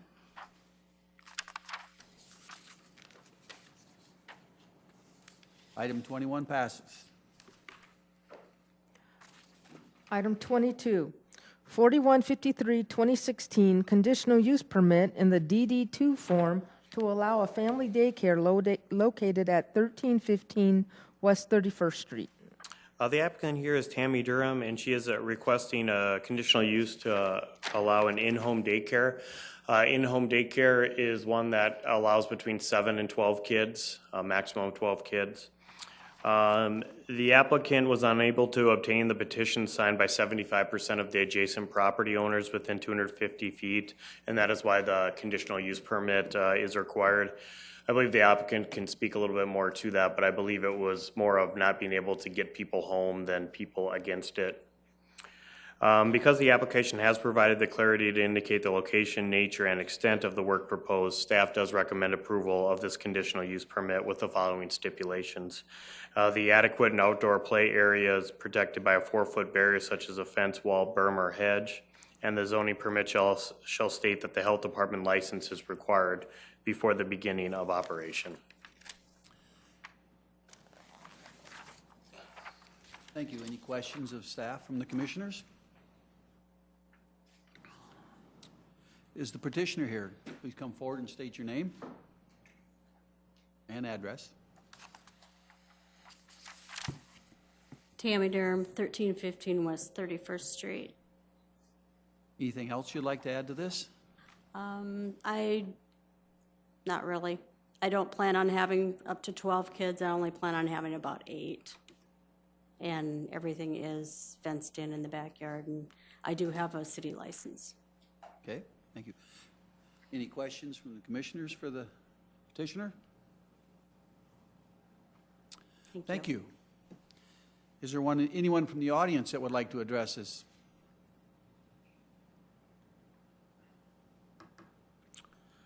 Hearing none, I need a motion. Motion approve. Second. Discussion? Okay, all in favor of item 21 signify by 22 signify by saying yes. Yes. All opposed? Item 22 passes. Item 23, 4299, 2016, conditional use for on-sale alcohol within 500 feet of a sensitive use located at 6401 South Minnesota Avenue. The applicant here is Maria Cade, the current owner of the Tinner's Bar and Grill. The applicant would like to be able to serve alcohol within the existing banquet room. The existing conditional use permit only allows alcohol to be served within the Tinner's restaurant, and then I believe guests then have to take it into the banquet room. I believe the applicant is looking at transferring her license, and this is where we pulled the old conditional use. And since that was a stipulation, we went to the new ordinance, and they were within 500 feet of a sensitive land use, and that is the existing church to the west. It is located in that multi-strip center, the Waterfall Plaza, and he knows Tinner's has been there for quite some time. The proposed on-sale alcoholic beverage establishment meets the criteria of the comprehensive plan. The existing restaurant has the ability to serve alcohol. They just want the ability to have it in the existing banquet room. A security management plan will be approved prior to the department, or approved by the police department prior to the license being issued by the council. Because the application has provided clarity to indicate the location, nature, and extent of the work proposed, staff does recommend approval of this conditional use. Commissioners, any questions of staff on this item? Thank you again, Jason. You're a busy man tonight. Is the petitioner here? Please come forward, state your name. Scott Blount, 6208 South Landau Circle, and I'm here on behalf of Maria Cade. Anything else you'd like to add to this? I don't believe so. All right, I think thank you. it's Any pretty questions from the, any questions from the commissioners? Thank you, Scott. Thanks. Is there anyone from the audience that would like to address this? Motion approve. Second. You're in a hurry. Discussion? All in favor of item number 23 signify by saying yes. Yes. All opposed, same sign. Motion passes. Item 24, 4337, 2016, conditional use permit for an on-sale alcoholic beverage establishment with 500 feet of a sensitive land use located at 2121 East 10th Street. This is actually the Last Stop CD shop, if you guys have ever been over there. The applicant is proposing to remodel the lower level of this existing building and turn it into an art gallery and recording studio.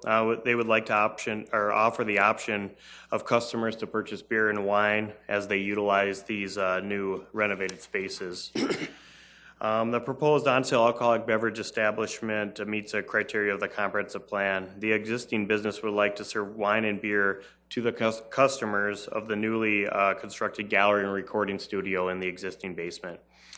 These alcohol sales will be a minor portion of sales for the Last Stop CD shop, and a security management plan will have to be approved by the police department prior to the license being issued. Because the application has provided clarity to indicate the location, nature, and extent of the work proposed, staff does recommend approval of the conditional use permit. Any questions from the commissioners? I got a question. Is it just limited to the gallery area? No, it would be limited to the whole building. I believe their intent is just to serve it in the basement, but I think as businesses kind of reinvent themselves, they try and do some different uses and see if they can get them to work, I guess. So. Any other questions? Thank you, Jason. Is the petitioner here? Please come forward and state your name and address. Right. My name is Brian Deitz. My address is 9 East Twin Oaks. I guess I don't have a whole lot to add other than we're not looking to set up a bar or anything, and the use will be for the gallery and for the recording studio. It's a family establishment. We don't want beer outside of those areas or wine, but it's just so people can enjoy the shows and maybe have a drink or two. Okay. Any questions for Brian? Mr. Chair, Brian, not a question, but my wife has got to be one of your best customers. Sounds like a tremendous idea. Oh, well, thank you. Thank you. Thank you, Brian. Thank you. Is there anyone from the audience that would like to address this item? Hearing none, I look for a motion. Motion to approve. Second.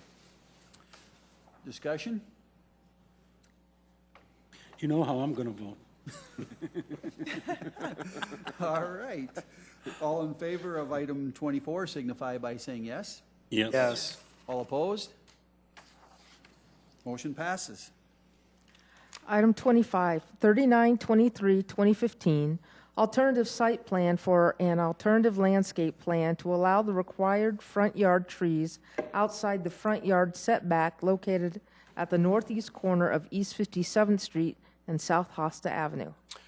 This is application you've seen before. It was deferred from last month. I believe the applicant is here this month, so we'll quickly go through this. The applicant is looking at constructing a new office building at the northeast corner of Hosta Avenue and East 57th Street. And as you can see by this drawing, there's a 60-foot drainage storm sewer easement running along 57th Street, which prohibits the placement of any trees. So the applicant's alternative plan is to push them out of that setback, but still place them in the front yard, but not the required front yard setback. Staff does believe that this will still meet the intent of including the front yard landscaping trees within the zoning ordinance. If this application is approved, the applicant can place these required trees outside the front yard setback and in the location as indicated on the submitted landscape plan. If this application is denied, the applicant would probably then have to try and cluster all those trees along South Hosta Avenue, and it may not look very good. So, because the subject application should meet the intent of the landscape requirements within the Sioux Falls zoning ordinance, staff does recommend approval of this application. Thank you. Any questions from the commissioners or staff? Thank you, Jason. Is the petitioner here?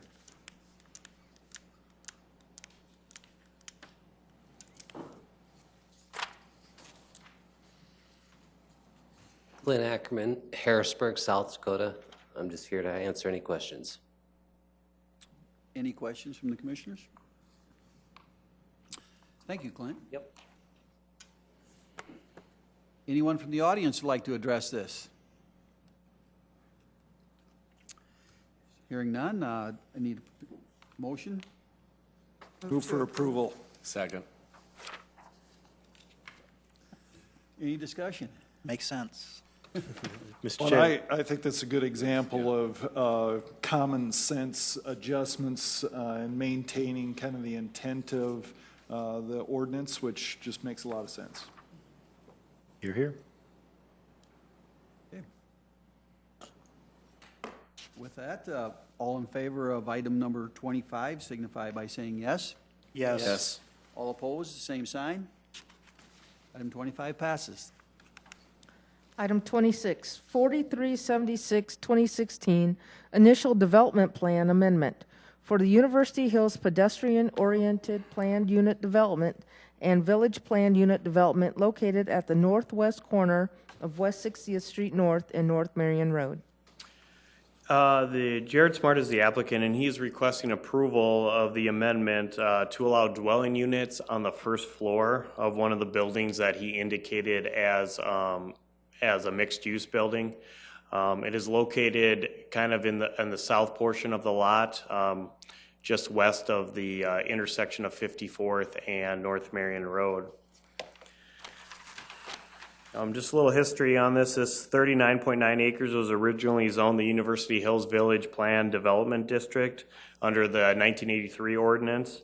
With the passing of the Shape Places zoning ordinance, PDs went away. So this specific development was zoned a village planned unit development, and a portion of it was also a pedestrian orientated planned unit development. And then you guys did approve the initial development plan that looks something like this last month, March of 2016, for the PUD. The submitted initial development plan amendment continues to provide the necessary land use transitions within and outside edges of this planned unit development. And because of the subject application for the University Hills initial development plan amendment is consistent with the intent of this whole development as a whole, and the proper land use transition will still exist, staff recommends approval of this request. And just for clarification, that this amendment would only apply to the building that I can circle here in a moment. It wouldn't apply to anything on the rest of the site. We wanted to try and maintain those existing mixed-use buildings.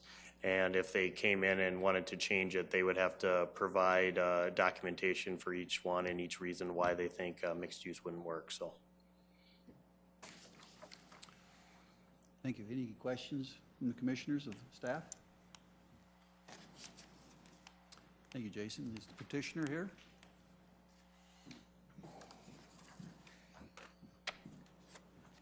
Jared Smart, Valley Springs, South Dakota. Just here for any Anything questions. you have to add to this? Nope. Jason did good. All right. Any questions of Jared? Thank you. Is there anyone from the audience who'd like to address this? Hearing none, need a motion. Approve. Second. We have a motion and a second. Discussion? Discussion, all in favor of item number 26, signify by saying yes. Yes. All opposed, the same sign. Item number 26 passes. Item 27, Ordinance of the City of Sioux Falls, South Dakota, amending the 2013 Shape Places zoning ordinance of the City of Sioux Falls. Good evening, members of the Planning Commission. I am Shauna Goldemmer, your zoning enforcement manager, here to present you tonight parking calculation table amendment. Hopefully this will simplify the way we calculate parking in the zoning ordinance, and my team, when we review plans and try to figure out how much parking people need. Remember that in Sioux Falls we have parking minimums. They can always provide more parking than what we require, but this is a minimum standard that we're trying to clarify. And with that, I'd be happy to answer any questions. Any questions? Mr. Chair, Shauna, do you think that this will help facilitate discussion between you and applicants, or? I think it'll clarify, make it easier to understand how many parking spaces they need and why. Yeah. We're trying to take, there's a couple of them that we're actually amending. Assisted living facilities, for example, we're tying it to the number of beds that they're licensed for, so for providing for staff rather than saying the number of staff, tying it to the licensing and how many they have to have required for licensing the caregivers in assisted living facilities. They need the parking, the residents don't. So hopefully it'll make it easier to understand, but also make more sense in certain categories of uses. Thank you, Shauna. Thank you.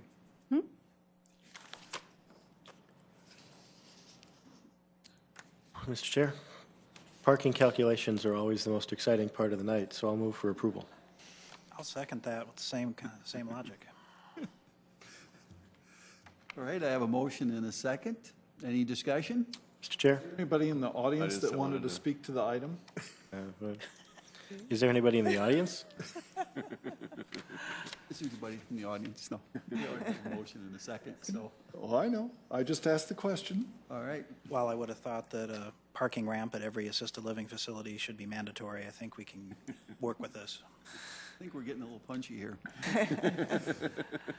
Well, one semi-serious note, though, this is the purpose of Shape Places, was to come through and amend anytime there needed to be clarification or something could have been done a little better. So thank you for taking the effort and doing that. Yes, and clarifying the parking, which is. Makes it nicer. Makes it a lot easier for us also here, so. All right, with that, all in favor of item number 27 signify by saying yes. Yes. Yes. Opposed, the same sign. Item 27 passes. Is there any new business? Yes, Mr. Chair. The Planning Commission would like to recognize for service Mr. Commissioner Ken Dunlap. Thank you. I can't believe there's not more people here. People didn't stick around, but. I was going to tell, I've been around long enough. I remember when Shauna used to do your job, Jason. She and I'd go down to Canton to the county meetings down there. Well, I guess tonight I have the honor to kind of run through some of your accomplishments over the last 10 years. I know Jeff Schmidt would have loved to be here. He's worked with you for those 10 years, but he was lucky enough to attend the APA conference down in Phoenix. So I believe he's getting back late tonight. So I guess he got second string. So just kind of run through some of the things that Kenny has done through his 10 years of being on the Planning Commission, unpaid, I might add. But he has attended over 240 city planning commission meetings, including joint meetings down in Canton and also at Minnehaha County. He has served at the commission chairperson and vice chairperson. He has served with 15 planning commissions during your tenure. He has served on fencing and public notification study groups. He has served under two different mayors. He supported, a great supporter of the adoption of the 2035 Comprehensive Plan in 2009 and the Shape Places and Zoning Ordinance in 2014. And you also have participated in approximately 1,500 public hearing recommendations to the City Council. And one thing that's not on here that needs to be recognized also is the number of trips that you've made down to City Hall to sign plats. I know that's a weekly occurrence and sometimes a couple weeks. I mean, your name's probably on hundreds of them. So, your civic dedication and pride is also demonstrated by the manner in which you had outstanding meeting attendance. You always could count on Kenny to travel down to Canton if we needed somebody. Served on various task force committees and supported the Sioux Falls planning and public hearing processes. You have adhered to the spirit of the city's comprehensive plans for the betterment of Sioux Falls and all of its citizens. Kenny, on behalf of city officials, the mayor, city council members, past and current planning commissioners, planning staff, and other city employees, it is truly a pleasure to present you with this token of our sincere appreciation, which is a nice plaque that I'm sure you'll put in a well-lit area at home. For your 10 years of dedicated service to the City Planning Commission. So I think Kenny deserves a round of applause. And we appreciate all the time you put in, unpaid. So. Thank you, everybody. Jason, thank you. And I have to thank staff over the years. Been great people to work with. I've met a lot of friends on this commission over the years. Some commissioners before us sitting here today. Everybody's always had the same good intentions, and it's been fun. It's hard to believe 10 years have passed. So you guys still here, trust me, it goes like that. But thank you so much. I appreciate it. Thank you again, Kenny. With that, Denise, any other new business? Move to adjourn. Nope. We've had a motion and a second to adjourn the meeting. All in favor signify by saying yes. Yes. Opposed? Meeting adjourned.